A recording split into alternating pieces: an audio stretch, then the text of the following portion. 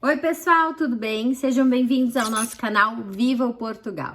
E hoje eu vim falar para vocês sobre compra de carro em Portugal, compra de carro na cidade do Porto. Nós, assim que chegamos, passamos uma temporada usufruindo do nosso sistema de transporte público. Aqui pertinho da onde a gente mora, nós temos uma linha de comboio que num tempo aí de 12, 15 minutos nos deixa no centro do Porto, na estação de São Bento. Então a gente usou bastante o comboio, usamos o autocarro, que são os ônibus, e o nosso passe mensal, ele fica em torno de 40 euros. Então 40 euros eu, 40 o Júlio, e tínhamos livre acesso a qualquer tipo de transporte dentro da grande cidade do Porto. Autocarro, metro, comboio, enfim, tudo. E isso é muito bacana, porque a gente não precisa ficar pensando em quantas viagens, né? É um custo muito ok, tanto para passear, quanto para trabalho, quanto para mercado, quanto para tudo. Só que quem tem criança pequena sabe que às vezes a gente anda bastante, caminha, dá um soninho e eles, puf, dormem. Então, não foi uma nem duas vezes que a gente estava no mercado ou estava passeando e a Helena, que já tem 5 aninhos, dormia. E aí a gente tinha que vir carregando ela no colo ou tentava acordar ela chorava, estava cansada, o que é legítimo, né? Porque enquanto a gente dá aí 5 passos, a perninha deles dá 10, 15 passos. E a gente sentiu que então era importante investir num carro, que o transporte público é muito bacana para um adulto, para a logística do dia a dia, mas vamos comprar um carro. O que fizemos? Começamos a procurar na internet. Entramos num site chamado Estante Virtual. E aí, lá colocamos mais ou menos o valor que a gente queria, quilometragem, se era de gasolina ou gasóleo, e o ano, né? Então, mais ou menos as informações básicas, e a partir disso, nos gerou lá uma listinha com algumas ofertas. Só que a gente não sabia de alguns pormenores, ou seja, se você compra um carro com uma estante, com uma loja de carros, né?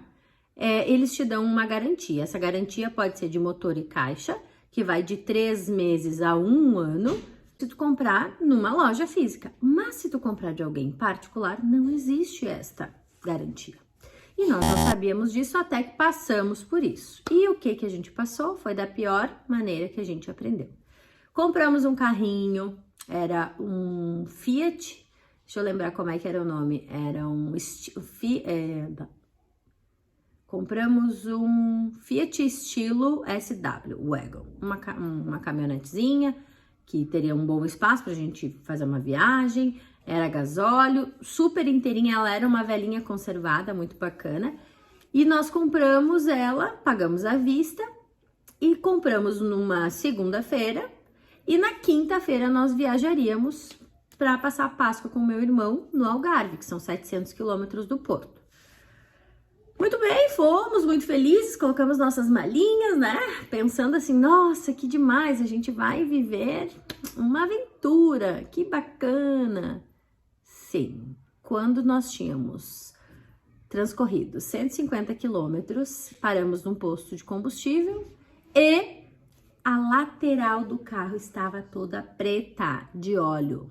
Estava vazando óleo, parecia um alienígena saindo lá da lateral assim, a porta estava toda preta, toda respingada de óleo, e eu disse, meu Deus, e agora o que a gente faz? Abrimos a tampa do motor, não tinha nada que a gente visualizasse, uma mangueira, um cabo, uma fuga, e aí, seguimos ou voltamos? Olha, vamos seguir e vamos parando a cada pouquinho para ver se... Encontrei isso na internet, sobre em seguida voltamos. Era o telefone escutando o que eu tava contando. E ele sabe que ele tem fotos. E aí, gente, paramos. Então, a cada 150 quilômetros, 100 quilômetros, a gente parava. E depois daquela fuga enorme, não tinha tanta... O óleo não perdeu na mesma quantidade. Então, não mudou tanto. E a gente foi cuidando. Cuidávamos daquela varetinha, se não perdia óleo por ali. Mas não era alguma coisa muito estranha. Quando nós chegamos no Algarve, então fomos parando, aquela viagem que era para durar 6 horas, durou quase 9, fomos bem devagar, cuidando, e não tinha barulho nenhum. O motor respondia super bem, tava tudo ok. Quando chegamos lá, levamos, do ladinho de um posto de combustível tinha uma mecânica, e a gente pediu para ele, olha, olá, aconteceu isso, nós estamos vindo do Porto, o senhor pode só dar uma olhada para saber o que é, se é grave, o que a gente faz? Ele, olha, vou até dar uma olhada, mas eu não posso trabalhar nesse carro, porque é feriado de Páscoa e eu encerro daqui 1 hora. Mas vocês podem ir lá no outro lugar, que era uma mecânica grande, e ver se eles conseguem examinar o carro. Aí nós explicamos que a gente ia passar 3 dias e no 4º dia a gente voltaria para o porto e a gente não entendia nada de mecânica, então a gente precisava de ajuda para resolver aquilo. E aí ele abriu, olhou, ele disse, olha, eu acho que é alguma fuga aqui próximo do pneu, da homocinética. Fomos na outra mecânica, ninguém nos atendeu. Fomos na outra mecânica, ninguém nos atendeu. E aí o que a gente fez? Deixou o carro parado nesses dias e falamos com a pessoa que nos vendeu. Olha, fulano, e a pessoa que a gente comprou era uma pessoa particular, mas que fazia venda de carros. E que nos disse que todos os carros passavam por uma revisão, que ele fazia a parte de reparos estéticos e que ele fazia isso já há muitos anos, deu algumas referências, mostrou a página dele e tudo. Então, ok, a gente confiou nisso, né? Avisamos ele, olha, fulano, o carro aconteceu isso, estamos vindo aqui para o Algarve. Eu entreguei o carro, ele disse para nós, eu entreguei o carro com tudo a funcionar. Então, eu não tenho culpa alguma e não tenho relação nenhuma com isso que aconteceu. E a gente, poxa, como não tem culpa, né? Nem nós temos culpa disso. Como é que a gente pode resolver? Tu tem um mecânico de confiança, a gente pode levar no teu mecânico para ver isso? E aí ele se esquivou e nós acionamos o seguro. Então aqui já vem um asterisco, uma parte importante. Todos os carros comprados em Portugal, eles têm que ter um seguro adicional ao seguro obrigatório, que é um seguro contra terceiros e que também vai englobar serviços, por exemplo, de guincho, de advogados, de internação, vai colocando de pneus, de vidros, como são as coberturas do Brasil, tá? E nós tínhamos pego uma intermediária, que então tinha a questão do guincho, um carro reserva e só, era só isso. Não pegamos pneus, nem vidros, nem nada. E acionamos o seguro, eles agendaram então para segunda-feira para buscarem o carro e deixarem no porto. E aí a gente começou a saga para tentar fazer essa pessoa entender que não tinha se passado 7 dias, que aquele carro tinha um defeito oculto, e como é que a gente poderia resolver, se era fazendo o conserto, e ele se esquivando, dizendo que ele não tinha nada a ver, que o carro era mais antigo, que era assim mesmo que funcionava, e aí até o momento que ele parou de nos atender. E aí eu disse, não, mas tá errado, gente. A gente comprou um carro com uma garantia, claro que de boca a boca, mas essa pessoa precisa pelo menos nos dar um suporte do mecânico, né? A gente não tá falando aqui de sumir. E aí o Júlio resolveu falar com ele. E aí eu acho que mudou um pouquinho a conversa e disse, olha, cara, isso não é honesto da tua parte fazer dessa forma. Nós compramos um carro, pagamos o valor que era, tu nos disse que tinha revisão, tu falou que o carro tava tava ok, a gente sabe, se tivesse acontecido algo de um desgaste natural, tudo bem, mas não, esse carro tinha um defeito e provavelmente tu soubesse, e se tu não sabe disso, a gente precisa achar um meio do caminho aí para resolver. E aí ele disse, então tá, então nós vamos fazer o seguinte, eu aceito esse carro de volta e eu pago 200 euros a menos porque vocês utilizaram durante uma semana o carro. E aí, apesar da gente perder dinheiro, a gente tá, tudo bem, né? Eu acho que é uma boa alternativa. Passados 15 minutos, ele liga de volta. Afinal, eu já não vou resolver, eu não vou aceitar isso, porque eu acho que eu vendi um carro em bom estado, isso é uma questão que vocês fizeram, eu não sei como é que vocês conduziram, e se vocês dirigem bem ou mal, mas o que eu posso dizer é que o carro estava em bom estado, eu já não quero o carro. A gente, poxa, mas então, não quer carro, não quer arrumar, não quer nada. Tá errado isso, né? Buscamos um advogado e o advogado realmente, então, nos orientou que mesmo não havendo uma questão de seguro para pessoa particular, dentro dos 15 primeiros dias, quando o carro apresenta algum problema, né, e isso não pode ser algo adquirido, ou seja, que a gente causou, essa pessoa precisa oferecer ajuda ou realmente aceitar o carro de volta. Buscamos isso com ele, olha, então dois advogados nos orientaram que nós precisamos desfazer, o desfazimento desse negócio. A gente não quer mais o carro, a gente quer, aceitamos sim um desconto do valor, mesmo que a gente saiba que perde dinheiro, mas ok, a gente usou o carro e a gente quer te devolver.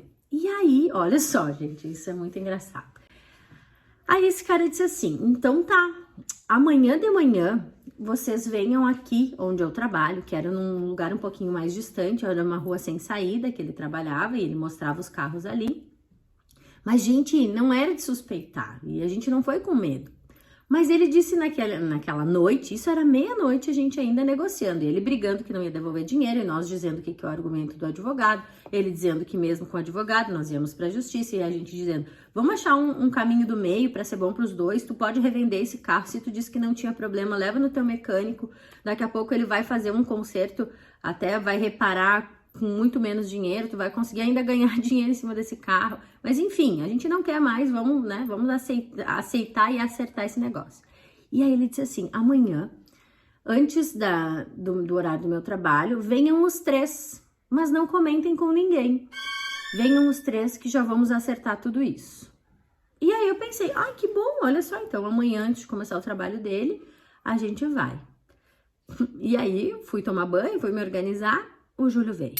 Amor, e se esse cara tá fazendo uma emboscada, quer pegar o carro e o dinheiro e dar um sumiço em nós? E eu não tinha pensado nisso, mas na hora que ele falou, eu pensei, meu Deus, é verdade. Naquele lugar não vai passar ninguém mais cedo.